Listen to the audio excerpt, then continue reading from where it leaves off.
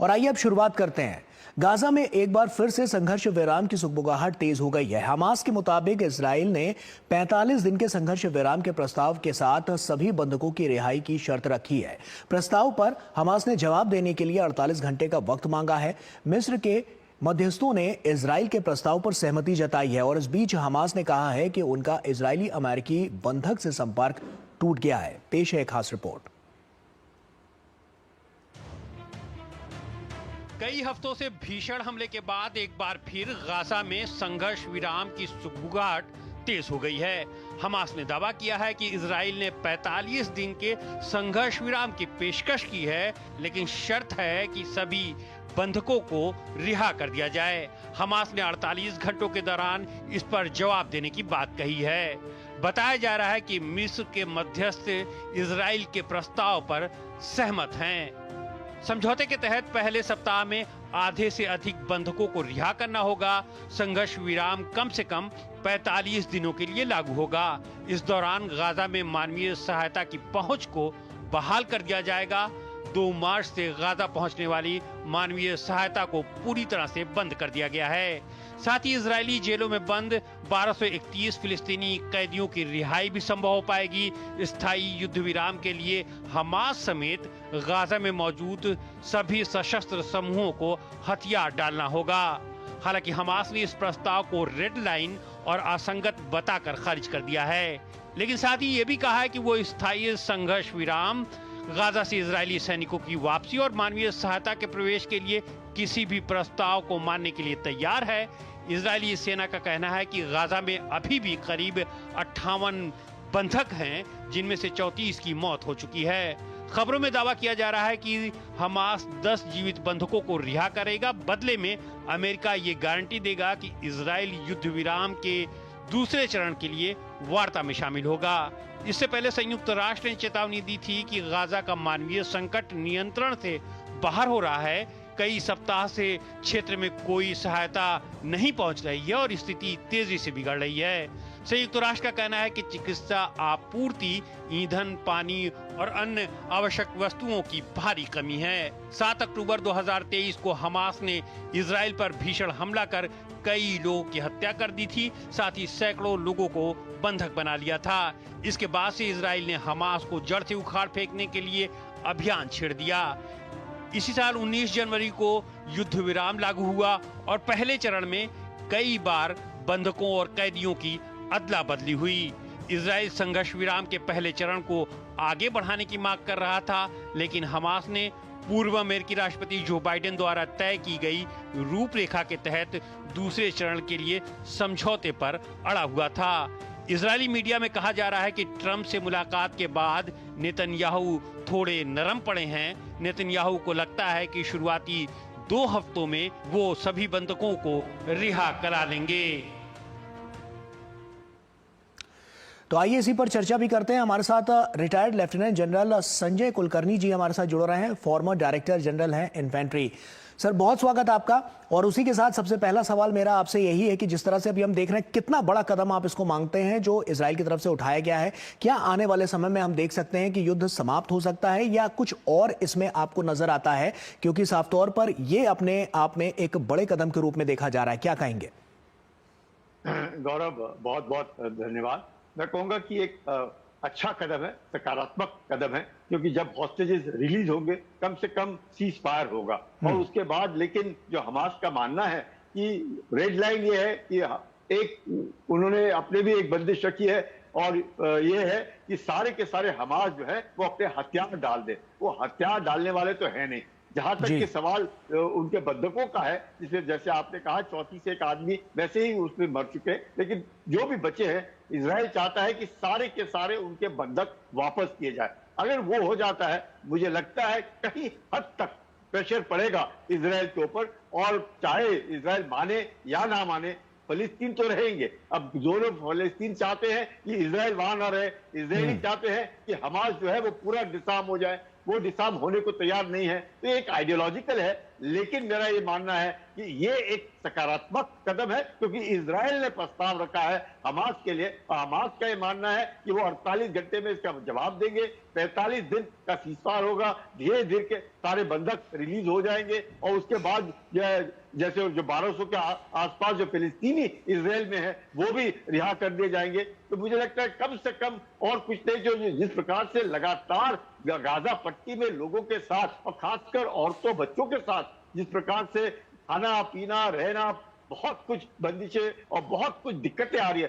7 दिन से मुझे लगता है सारा का सारा बंद है, कोई भी ह्यूमैनिटेरियन कॉन्वॉय नहीं जा रहा है। तो यही एक कारण है कि मुझे लगता है हमास जो है उसको लग रहा होगा कि कहीं ना कहीं पहले भी उनके बरखिलाफ का आवाजें उठी हैं कि हमास को देखते हुए, और वो ही देखते हुए हमास को लगता होगा कि शायद सीजफायर करवा करके इनके बंधक रिलीज करेंगे। लेकिन हथियार डालने वाली जो बात इजराइल ने रखी है वो शायद मुझे लगता है बहुत ही कठिन होगा।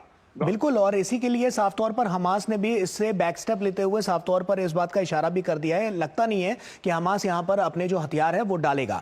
तो क्या ये युद्ध अभी आगे भी जारी रह सकता है? क्योंकि एक 45 दिनों का संघर्ष विराम तो हम देख रहे हैं, लेकिन उसके बाद क्या, उसके बाद भी कमोवेश स्थिति यही रहेगी? क्या ये भी इसका दूसरा पहलू हो सकता है कि जो पहले से जो कैदी हैं उनकी अदला बदली हो जाए और उसके बाद फिर से इस युद्ध को शुरुआत इसकी की जाए? क्या ये भी एक इसका विकल्प हो सकता है, या ये भी एक हम कह सकते हैं ये भी एक एंगल हो सकता है इस पूरे 45 दिन के संघर्ष विराम का? देखिएगा कि पूरे इस्लामिक वर्ल्ड में ऑफकोर्स उनके जो आस पड़ोसी हैं वो तो इतने हल्ला नहीं कर रहे हैं जितने बाकी लोग हल्ला कर रहे हैं कि हम इजराइल का पासपोर्ट वाले जो लोग हैं उनको आने नहीं देंगे, ये करेंगे वो करेंगे। लेकिन मेरा ऐसा मानना है कि इसके बाद जो है हालात थोड़े से ठंडे होंगे, इसमें कोई शक नहीं। तो नॉर्मल जो सऊदी अरेबिया है, यूएई है, इजिप्ट है, ये इनका दबाव होगा।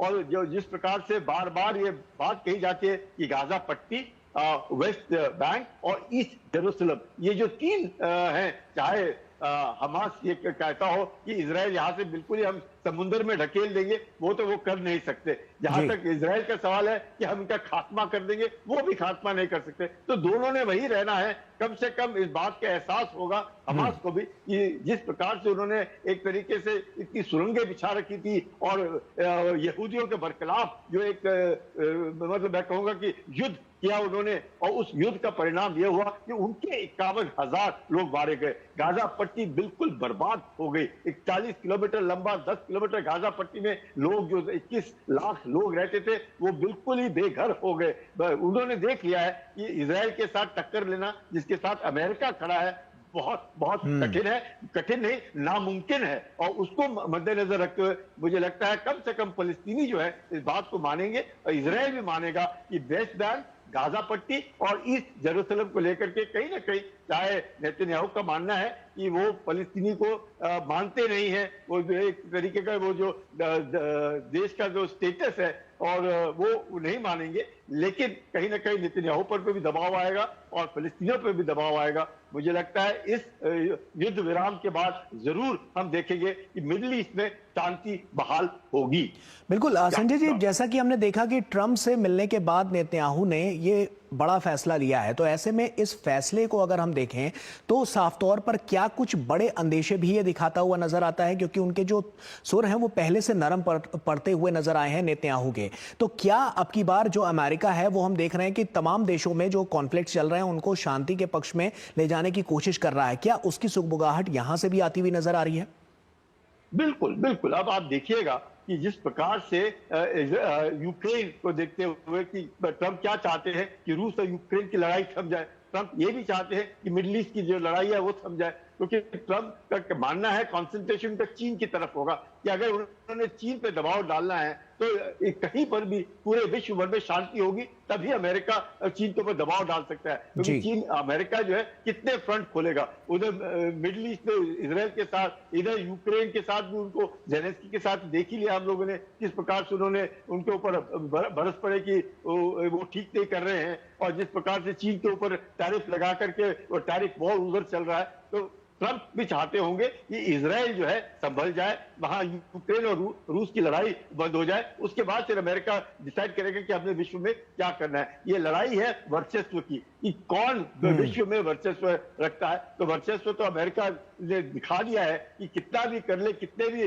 फ्रंट्स खोल ले, अमेरिका उतने ही उसी मकाम पर है और उसी मकाम पर रहेगा। तो वो तो ट्रंप ने दिखा दिया है। इसलिए नेतन्याहू भी है, उन्होंने भी माना कि बगैर अमेरिका की मदद से इजराइल कुछ भी नहीं कर सकता है, और वो मदद शायद ट्रंप जिस प्रकार का उनका नॉर्मल एक तरीके से बिहेवियर है उसको देखते हुए उनको भी लगता होगा कि वो नाराज ना हो जाए नेतन्याहू के साथ। ऐसे होंगे नहीं ट्रंप कभी भी, क्योंकि ट्रंप हमेशा इजराइल के साथ खड़े दिखते थे और उन्होंने ही जेरूसलम को वहां के जो कैपिटल है वो घोषित किया। तो मुझे लगता है कहीं ना कहीं नेतन्याहू और यहूदी जो है मानेंगे ट्रंप की बात, और वहां पे शांति बहाल जरूर होगी, ऐसे मुझे लगता है। तो ऐसे में साफ तौर पर यह भी एक देखा गया है संजय सर यहाँ पर कि मानवीय सहायता की भी बात की जा रही है। तो मानवीय पहलुओं को अगर देखें तो वहां पर क्या लगता है कि हमास के लिए ये कितना अहम हो जाएगा? क्या सोचने समझने के लिए और आगे की रणनीति बनाने के लिए ये 45 दिन काफी हो सकते हैं? देखिएगा, हमास ने जिस तरीके से पूरा टनलिंग किया है, हमास ने खुद इजराइल ने कहा है कि लड़ाई शुरू होने से पहले 7 अक्टूबर से पहले तकरीबन उनके 30,000 फाइटर थे। आज इजराइल कहता है कि उन्होंने 17,000 और 18,000 फाइटर उनके मार दिए, तब भी 10-12 हजार फाइटर्स हैं। जिस प्रकार से आप देखते हैं जब सीजफायर हुआ जनवरी के बाद, किस प्रकार से हमास अचानक जैसे बिलों से बाहर निकल आकर के उनके जो हॉस्टेजेस है उनको रिलीज करने के लिए आगे आ रहे थे। तो आज भी हमास का दबदबा तो है, इसमें तो कोई शक नहीं। उस इलाके में इतना सब कुछ होने के बाद, सब कुछ बर्बाद होने के बाद भी हमास कुछ न कहीं अब उसका दबदबा है और लोग उनके साथ खड़े हैं। चाहे कई लोग होंगे जो उनके विरुद्ध होंगे, पर कई लोग, अधिकतर लोग उनके साथ हैं, तो उनका दबदबा है। उसको मद्देनजर रखते हुए इजराइल को भी लगता होगा कि कहीं ना कहीं इनको हम लोग बिल्कुल खत्म तो कर नहीं सकते, इनको डिसआर्म करना थोड़ा मुश्किल होगा, लेकिन हमास समझ गया है कि इस तरह की लड़ाई जो है वो भी लड़ रहे थे ईरान की मदद से। जितना फंडिंग हो रहा था सब ईरान की तरफ से आ रहा था, ईरान के ऊपर भी इतना जबरदस्त दबाव पड़ रहा है। तो वहां हिजबुल्लाह देखेगा, हिजबुल्लाह का बुरा हाल हो गया है, हिजबुल्लाह भी बिल्कुल सीजफायर के ऊपर लगा हुआ है। लेबनान भी चाहता है कि सदर्न लेबनान से इजराइल हट जाए और जो हिजबुल्लाह है वो भी सदर्न लेबनान से बाहर हो जाए। वो जो हुदी है उसके ऊपर जबरदस्त दबाव पड़ रहा है। तो कहीं ना कहीं, और ईरान के ऊपर तो बहुत ही ज्यादा दबाव है। तो ईरान के कारण ही ये सब जितने आतंकी संगठन हैं ये खड़े हैं और अपने आप को मजबूत। निश्चित तौर पर संजय सर ये बहुत अहम बातें भी हैं, क्योंकि साफ तौर पर इससे आने वाले समय में देखना होगा कि किस ओर ऊंट जो है वो करवट लेकर बैठता है, क्योंकि साफ तौर पर इस पर सबकी निगाह है। क्योंकि ये कॉन्फ्लिक्ट सिर्फ ये आपसी हितों की बात नहीं है, इसके अलावा भी देख रहे हैं उसका इंपैक्ट पूरी दुनिया पर पड़ता हुआ नजर आ रहा है, और कैसे और भी जो देश हैं वो किस तरह से प्रभावित होते हुए नजर आ रहे हैं। सर आप बने रहिए हमारे साथ, क्योंकि वक्त यहां पर एक छोटे से ब्रेक का हो गया है। ब्रेक के उस पार जब लौटेंगे